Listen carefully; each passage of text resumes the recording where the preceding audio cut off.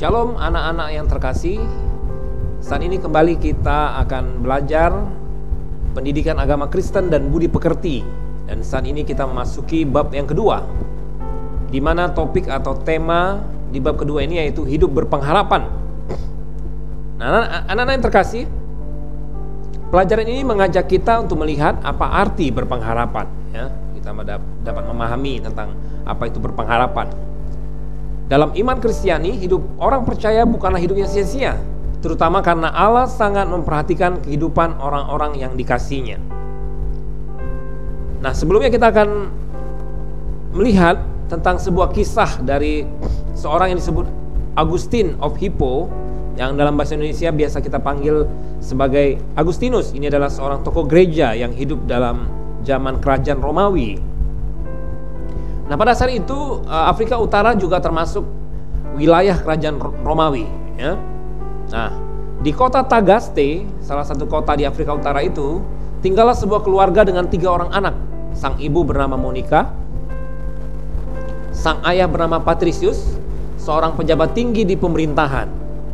Berbeda dengan sang ibu yang merupakan orang Kristen yang taat, sang ayah membenci kekristenan. Tak segan-segan ia mencemooh istrinya bila hendak mengajarkan iman Kristiani kepada anak-anaknya. Di bawah pengaruh buruk sang bapak, anak sulungnya hidup dalam pesta pora, foya-foya, dan pergaulan bebas. Walaupun sang ibu terus menasihatinya, anak itu tetap saja bandel. Melihat perilaku anak sulung itu, Monica tentu sangat sedih. Segala cara sudah ia coba untuk menyadarkannya, namun ia selalu gagal, anak-anak sekalian, ya. Monica tidak putus asa. Dengan sabar ia terus berusaha membimbing anaknya. Ia juga tidak pernah putus berdoa bagi anak dan suaminya. Kiranya Tuhan yang maha baik dan maha kasih melindungi dan membimbing suami dan putraku ke jalan yang benar dan dikehendakinya. Demikian ia berdoa, anak-anak sekalian. Doa itu ia naikkan bertahun-tahun dengan tekun dan tabah. Suatu hari Patricius sakit keras. Suaminya sakit keras, dan sesaat sebelum meninggal dunia ia bertobat dan meminta agar dibaptis. Sayangnya hal tersebut tidak membuat anak tertuanya berubah. Ia tetap hidup dalam dunia kelam, tidak mau bertobat dan terus menyakiti hati ibunya. Hingga suatu saat sang anak memutuskan untuk meninggalkan ibunya dan pergi ke Italia. Hati Monica benar-benar hancur. Ia begitu sedih harus berpisah dari anaknya karena dia sangat sayang sekali kepada anaknya itu. Apalagi yang membuat dia lebih bersedih yaitu di usianya yang ke-29 tahun, anaknya itu belum juga berubah. Namun Monica tidak kehilangan pengharapan. Ia terus mendoakan anaknya. Saat itu pun tiba. Di Italia, tepatnya di kota Milan, sang anak bertemu dengan Uskup Ambrosius yang kemudian membimbingnya secara pribadi. Akhirnya tepat pada 24 April tahun 387 sudah Masehi, doa Ibu Monica yang dinaikkan lebih dari 20 tahun terjawab, anak-anak sekalian. Hari itu anaknya memberikan diri untuk dibaptis, memutuskan untuk hidup baru, dan bertobat untuk kemudian meninggalkan dosa-dosanya. 7 bulan kemudian sang anak kembali ke Afrika Utara dan kemudian menjadi uskup di Hippo pada usia 41 tahun. Jadi uskup itu adalah sebuah pemimpin di wilayah tersebut. Sang anak adalah Agustinus yang kemudian dikenal sebagai seorang bapak gereja yang disegani dan dihormati. Seorang yang kemudian sangat berpengaruh dalam sejarah gereja. Terima kasih kepada Ibu Monica yang tidak pernah kehilangan pengharapan dan tak sekalipun putus asa untuk mendoakan anaknya.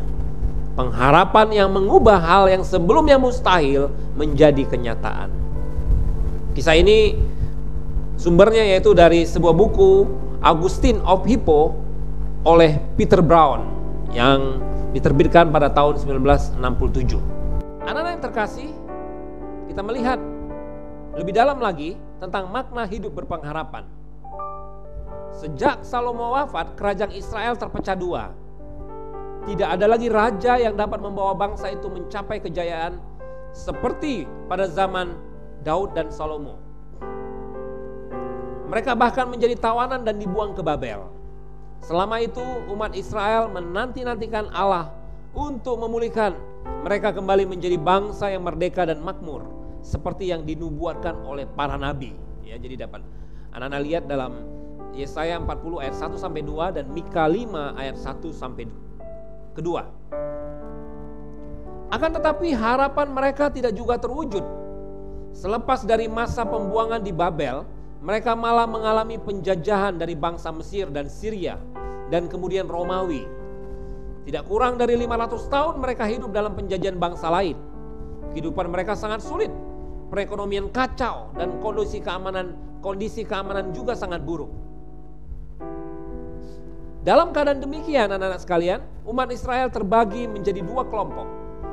Yang pertama, mereka yang sudah kehilangan harapan dan kepercayaan terhadap janji Allah. Tidak sedikit dari mereka yang memilih untuk memberontak atau menjadi penjahat yang mengacau keadaan. Yang kedua, mereka yang masih percaya pada janji Allah dan tetap berpengharapan akan datangnya Sang Mesias yang akan membebaskan mereka dari tangan penjajah. Bagi bangsa Yahudi, Mesias adalah tokoh yang dinanti-nantikan sebagai penyelamat bangsa Yahudi, yaitu yang membawa kebebasan dari penjajah. Bagi mereka, kedatangan Mesias akan terjadi pada waktu yang tidak terlalu lama lagi. Dalam kelompok yang kedua ini, anak-anak sekalian, ada seorang bernama Simeon. Lukas menyebut Simeon sebagai orang yang benar dan saleh yang menantikan penghiburan bagi Israel. Dapat anak-anak sekalian lihat dalam Lukas 2 ayat 25. Ia dengan setia terus beribadah kepada Tuhan, berdoa, menyembah, dan melayani Tuhan di bait Allah. Simeon percaya saatnya akan tiba bagi Allah untuk memenuhi janjinya. Kepercayaan yang terus dipegang dan dipeliharanya sampai masa tuanya. Anak-anak sekalian, tentu ini tidak mudah bagi Simeon untuk terus mempertahankan keyakinan itu. Apalagi di tengah ketidakjelasan nasib bangsanya, ditambah dengan keadaan fisiknya yang semakin menurun karena usia lanjut. Akan tetapi anak-anak sekalian, Simeon tetap berpengharapan.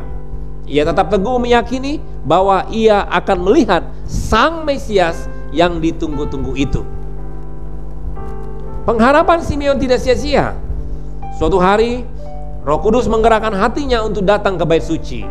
Di sana ia bertemu dengan Maria dan Yusuf yang sedang membawa bayi Yesus. Sebagaimana ada aturan dalam hukum Taurat, 8 hari setelah dilahirkan, setiap bayi laki-laki harus dibawa ke bait suci untuk diserahkan kepada Allah. Dan begitu dia melihat bayi Yesus, anak-anak sekalian, Simeon segera menggendongnya. Sambil memuji Allah, ia pun berseru, "Sekarang Tuhan, biarkanlah hamba-Mu ini pergi dalam damai sejahtera, sesuai dengan firman-Mu. Sebab mataku telah melihat keselamatan yang daripada-Mu, yang telah Engkau sediakan di hadapan segala bangsa, yaitu terang yang menjadi pernyataan bagi bangsa-bangsa lain dan menjadi kemuliaan bagi umat-Mu Israel." Dapat kalian lihat dalam Lukas pasal 2 ayat 29 sampai 32. Nah, anak-anak sekalian, dapatkah kalian bayangkan betapa sukacitanya, betapa gembiranya Simeon saat menyadari bahwa harapannya di dalam Tuhan tidaklah sia-sia. Itu luar biasa kegembiraan yang dia alami, anak-anak sekalian. Nah, karena itu anak-anak sekalian, kita melihat dari dua kisah ini pentingnya memiliki sebuah harapan.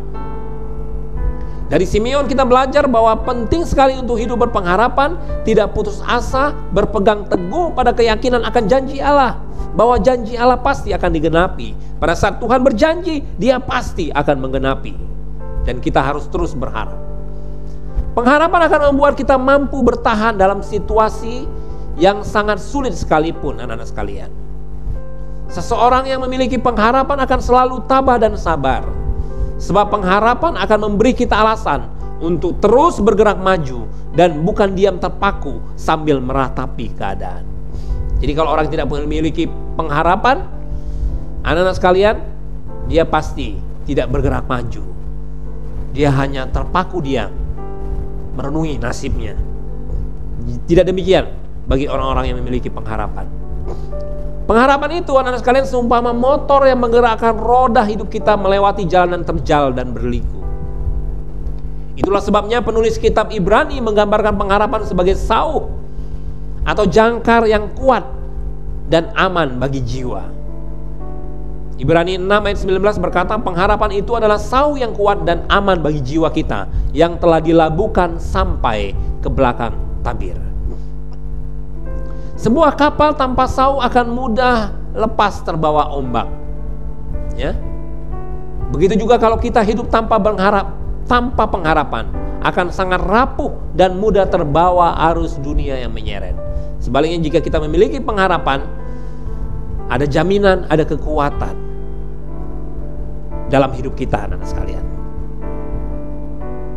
Kisah Simeon adalah contoh betapa pengharapan yang dipegang teguh tidak akan sia-sia. Begitu juga dengan kisah Monica, ibu dari Agustinus. Pengharapan mereka menjadi kenyataan. Bayangkan kalau mereka berputus asa, menyerah, dan tidak mau bertekun lagi. Simeon mungkin tidak akan pernah bertemu bayi Yesus seumur hidupnya.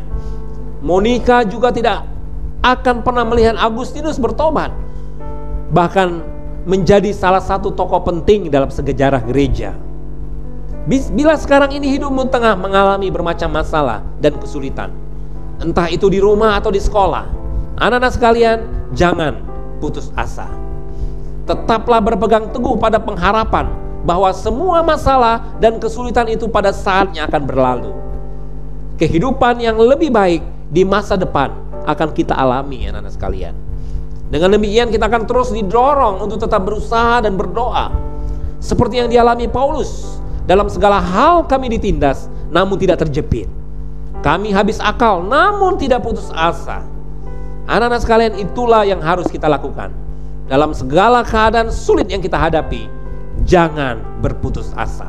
Tetap memiliki pengharapan. Ada jawaban, ada solusi daripada Tuhan kita. Berpeganglah teguh pada pengharapan bahwa akan ada saatnya segala kesulitan itu berlalu. Kuncinya adalah bertekun dalam berdoa dan jangan berhenti berusaha. Lakukan yang terbaik yang bisa kita lakukan. Selebihnya kita serahkan kepada Tuhan. Itu akan membuahkan hasil yang baik, tidak saja bagi diri sendiri tetapi juga bagi orang-orang di sekeliling kita. Karena jika kita terus berharap kepada Tuhan, kita optimis, itu akan berdampak bagi orang di sekitar kita, anak sekalian. Tuhan tahu yang terbaik untuk kita, dan Dia tidak akan pernah mengecewakan, sebab Dia tidak akan pernah meninggalkan kita sedetik pun, anak-anak sekalian. Baik, sekarang kita akan masuk kepada tugas, yaitu tugas pertama, pengamatan. Kalian tuliskan 5 ciri hidup berpengharapan dan 5 ciri hidup yang tidak berpengharapan. Ya, jadi kalian amati dalam kehidupan, dalam diri kalian sendiri, ciri-ciri hidup berpengharapan itu apa? Contohnya optimis, ya, itu ciri hidup berpengharapan. Ciri hidup tidak berpengharapan, pesimis, ya, khawatir dan lain sebagainya. Nah, ini tugas untuk kalian buat. Ini yang pertama. Berdasarkan pengamatan, kalian tuliskan, ya. Tugas yang kedua yaitu refleksi dalam hidup kita, ya. Dalam 3 tahun terakhir, saya bersikap sebagai orang yang berpengharapan atau tidak berpengharapan. Pilih salah satu. Yang kalau kalian bersikap sebagai orang yang berpengharapan, tidak berpengharapan, nggak usah ditulis, dicoret aja, ya. Pilih salah satu. Tetapi kalau ternyata dalam 3 tahun terakhir ini kalian tidak berpengharapan, bagian yang berpengharapannya coret, ya. Jadi kalian tuliskan dalam 3 tahun terakhir ini, dan kemudian bukti seperti tertulis dalam tabel berikut. Bukti untuk mendukung refleksi saya dalam kehidupan saya, ya, berpengharapan atau tidak berpengharapan. Buktinya apa? Kalau ternyata kalian tulis orang yang berpengharapan, nah tulis 1 buktinya apa, 2 buktinya apa, dan 3 buktinya apa. Ini sebagai tugas yang kedua, yaitu berdasarkan dari refleksi. Yang pertama tadi pengamatan, yang kedua ini refleksi dalam hidup kita, ya. Dan kemudian tugas yang ketiga yaitu karangan. Buatlah sebuah karangan 1 halaman kuarto atau A4 untuk menyatakan pengharapanmu melalui tulisan. Jadi kalian karang sebuah karangan.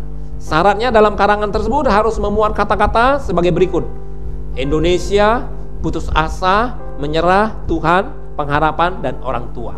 Jadi kalian karang. Indonesia negeriku,